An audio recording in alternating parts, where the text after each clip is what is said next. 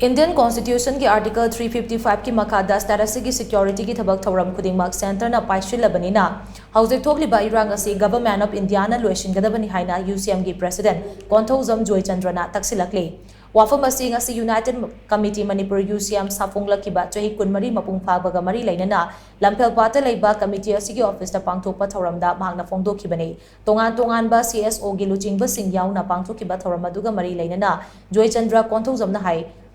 Manipur da thokliba Irang Asi kupna thijilabade India na Myanmar amasung Manipur da chathaba proxy war ni haibada laloi hairiba proxy war asida chinku ki narco terrorist sing asi center na khudlai oina sizinabani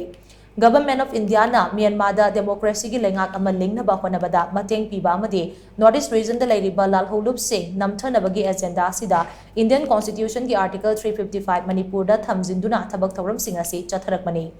Manipur da thokliba Irang Asi style ngakta home gi power mapung fana sinarabade adumak loishinba yarabani houjik di Article 355 ki makha da security ki thabak thauram pumnamak center na paikhrabanina Manipur gi Irang loishinba haibase Government of India gi makuta leire Leibak asidagi terrorist sing maru fangna muthatpa haibase BJP gi maruiba pandam sing gi manungda ama oiribani maram aduna chinku ki narco terrorist sing na Manipur da chathariba terrorist ki thawang pumnamak center na loishinge khalabade khudakta thabak paikhatpa yai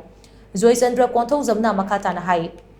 Manipur da ningthau palingai matamdagi furup Khudingmak nusi chanana hingminaraga lakhi thawong ase UCM na su khundaminariba yellow furup singi marakta makhatana lainaba honaraga lakli UCM gi apambade achoba furup ki mioi singna apikpa furup ki mioi singbu ikai khumnaba duni Masina furup masal gi marakta hena nungsi chanaba purakpa ngamgane karigumba achoba furup na apikpa furup sing yotsin nabagi khongthang paikhalaklabade madugi mayokta UCM na lepkani haina su Joychandra Konthoujam na makhatana phongdokhi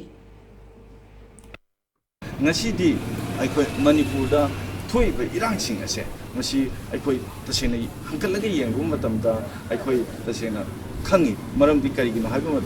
matamda aikoi nongmai kapba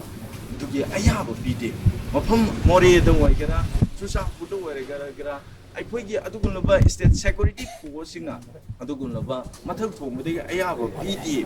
pide haiba mafam nasil lakpudagi aikoi na masi munna nainaro kanda Indiana ngasi